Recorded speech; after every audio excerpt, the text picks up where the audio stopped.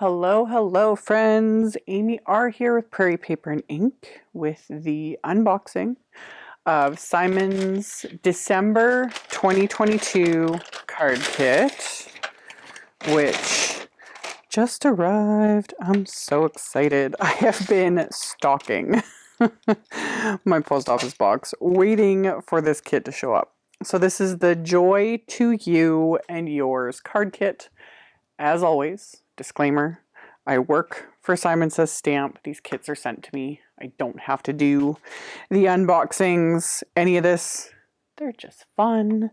And I'm always excited to see what's in them. So, first off, we got a strawberry sucker this time. I'm excited. So we got that. We have the stamp set. So this is the Joy to You and Yours stamp set. This is a beautiful set. Very vintage kind of looking. Like, I like these sentiments, you know, like they look like old signs, etc. Love. There is a coordinating wafer die set that's not part of the kit.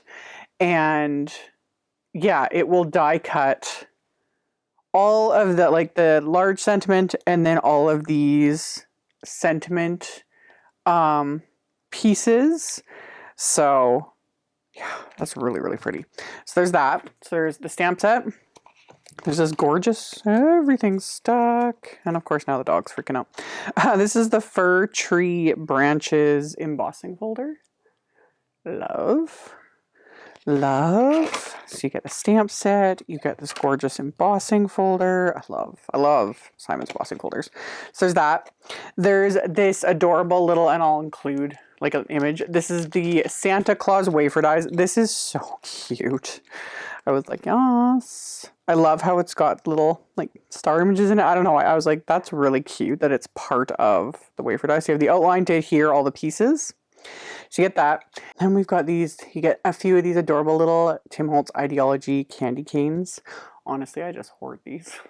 I like all the little like Idea-ology things. I think they're so cute, but they are really adorable. Like you could add them as little tags, cards, etc. But I don't know what it is. I just love them.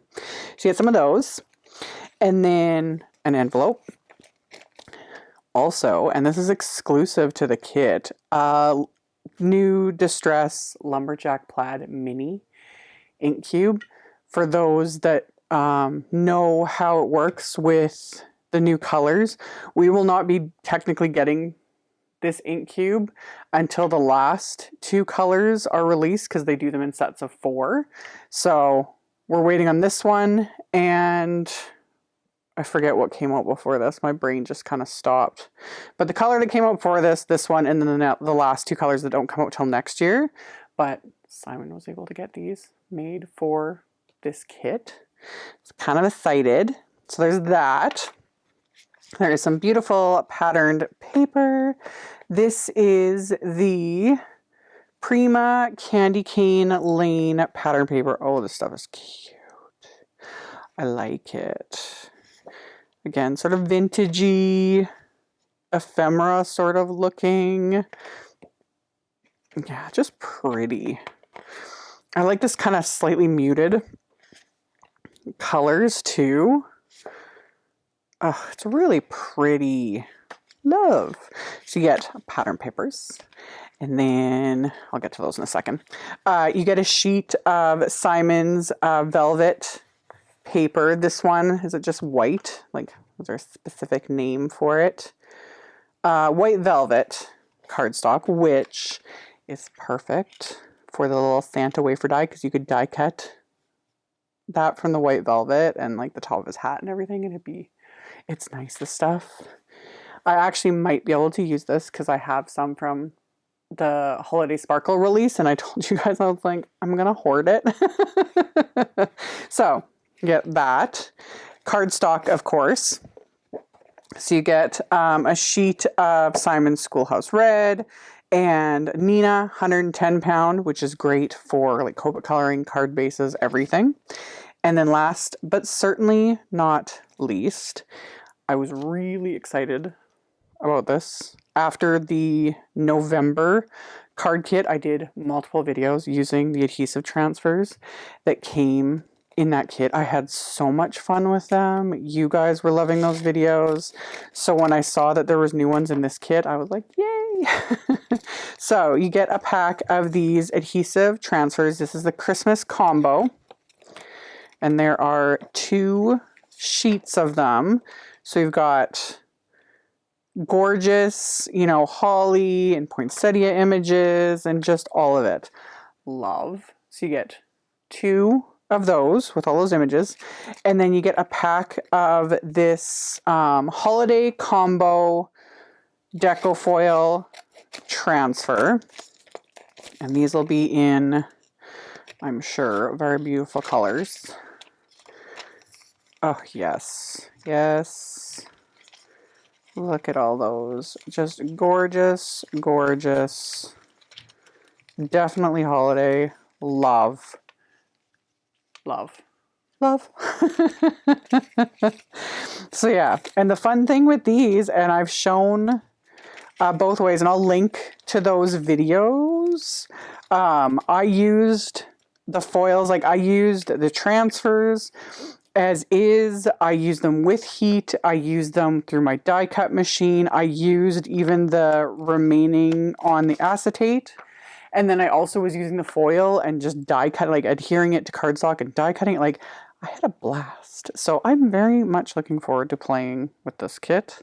I have no idea at the moment what I'm going to make, but as always, just stay tuned for the rest of this video and I'll show you guys. And then, like I always do, I will post a link to the kit because you can just get the kit outright.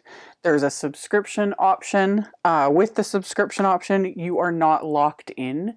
They invoice you each month, so you can choose whether or not you want to get it. So you don't have to, you know, get it every single month. You're not locked into it. And then I will link to everything available individually. And then like the add-ons and all that kind of stuff. So I will have links to all of that as always directly below the video. And yeah, stay tuned to see what I make. Okay, I had to go with the stamp set. It just spoke to me. This whole kit spoke to me. But I love this stamp set. So you could technically use solid color cardstock.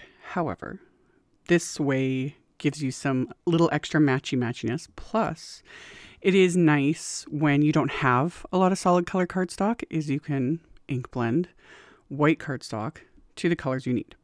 So I just took 3 large scraps of Simon's smooth white cardstock and I blended the Lumberjack Plaid Distress Oxide ink. And then I'm using Rustic Wilderness Distress Oxide ink and then Uncharted Mariner Distress Oxide ink. It doesn't have to be oxide. You could use the regular distress inks. You could use any inks you have. I loves me my oxides. And I'm planning on doing stamping. So I thought, you know what? I prefer stamping with the oxides versus the regular distress inks. So that's what I went with. So I'm just using a blending tool. I have a little bit of Post-it tape there. That's just to prevent me from getting, you know, fingerprints all over everything. And I ink blended each panel with those oxides. And then they need to dry. And normally I would heat set this with my heat tool because, you know, I don't have time. I actually left them overnight because rather than work till 2 in the morning, I went to bed at a decent time for once. Shocker. Which actually helps because since I didn't heat set those pieces, they just got to dry on their own time and they're nice and flat, which just makes life a little bit easier. But this is now the next morning. Everything is super dry. So I'm putting them into my Misty using my anti-static powder tool, and I'm going to stamp one of the sentiments from this set. Legit, I don't know what it is. It's funny because like you guys that watch my videos know I don't go much for like the vintage and like the distressed look and all that kind of stuff. Like it's just not my style, but I love it. I love looking at it. I love seeing other creators, you know, create with it. But this stamp set and the greetings and like the framing and all of the little swirly bits, love it. Love. So I took the big Season's Greetings sentiment from this set and I was stamping it onto these panels with clear embossing ink after I had used my anti-static powder tool. And then I went with silver, Simon's silver embossing powder. Gold would have looked chef's kiss amazing, but I always use gold. Again, just my personal preference. White would look like white embossing powder would also look really nice. I just thought, you know, I was kind of inspired by like the pattern papers in the kit, everything. I was like, let's do silver for once. For me, that's mixing it up. So after I'd coated them all with the silver embossing powder, I melted all of this with my heat tool. And then I don't have the coordinating wafer dies. If I did, I would have used just the coordinating wafer dies to die cut these, but I didn't. So I just quickly fussy cut, which didn't. These were pretty easy to fussy cut because while they look intricate and busy, it's the, you know, you're just fussy cutting around the frame itself. So super simple, super quick and easy. Did all of that. And then for the actual card base, I'm using the large cluster with the pine branches, etc. on it from the stamp set. And I have my card base. I'm stamping directly onto the card bases. These are top folding A2 white note cards, so the 4 1/4 by 5 1/2. My card is upside down in my MISTI, so the fold is at the bottom there. And I'd lined up the image. I inked it up with the Rustic Wilderness Oxide ink, stamped it, and then without re-inking it, I opened the card and stamped it on the inside of the card. So I got the second generation, just a little bit lighter, because, you know, just gives it that little extra something and makes it a little easier to write over. And then I closed the card, flipped it around, stamped it a second time. It overlaps a tiny little bit, which makes it look a little bit messy, but that's irrelevant because that's going to get covered by the sentiment. So I loved how the size of this stamp and just the way it's oriented, it does kind of make for a perfect full card front background in a sense. So I kept repeating the process. I put the card inside or upside down, stamped the card front. This time I'm using the Uncharted Mariner. Opened the card, stamped it without re-inking it to get the second generation.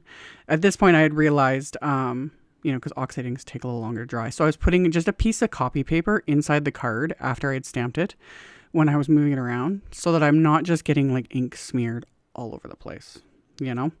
So that just is a little extra. And this would have gone even faster if you're just doing one color. However, doing multiple colors, like I'm doing the Lumberjack Plaid card, the Rustic Wilderness card, the Uncharted Mariner card, and these colors, I love them. So kept just following that process. Card in the MISTI upside down, inked up the stamp, stamped it, opened the card, stamped the second generation. Then I put in a piece of copy paper, folded the card back, rotated it, stamped it one more time. And then while I had everything out, I grabbed my envelopes, so just white envelopes. I put a piece of cardstock inside the envelope. This just enables it to be stamped a little easier because, you know, the folded over parts of the envelope can sometimes interfere and you won't get a crisp image. It doesn't have to be perfect, but this just helps. So I've got that piece of cardstock inside the envelope. I've relined up that stamp and now I'm stamping my envelopes with those coordinating colors. So I've stamped one envelope with the Lumberjack Plaid. I'll clean off my stamp the next envelope with the Uncharted Mariner and then the Rustic Wilderness.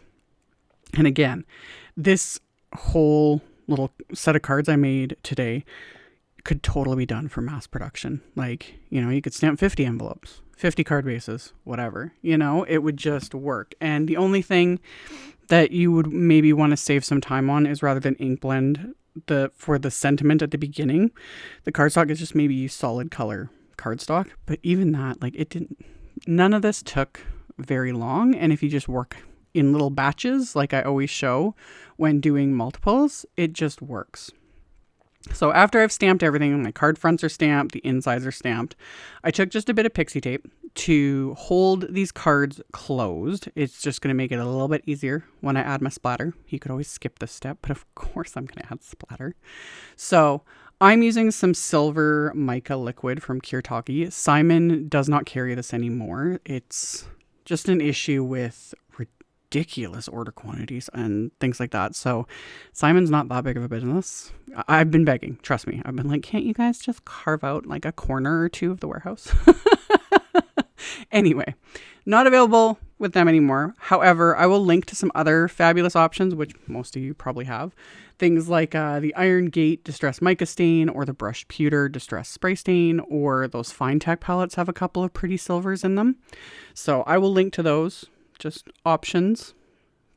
But I used my silver mica liquid and my fan brush, and I've put those card bases into my splat box and then just splattered away on these backgrounds. And again, because it's silver, it is actually a lot more subtle. If I'd gone with gold, it would have stood out a lot more, which, again, personal preference. I would have loved either. Either one would have been fabulous. If you wanted to go the ultimate subtle, Ranger Perfect Pearl Powder mixed with water, that would create a really beautiful splatter that would be very, very subtle. And then, you know, when the light picks up on it, because I've used that in a bajillion videos. Love. So anyway, I let the splatter dry, and then I coated the backs of the sentiments with Simon's Big Mama foam tape. Give it a little bit of dimension.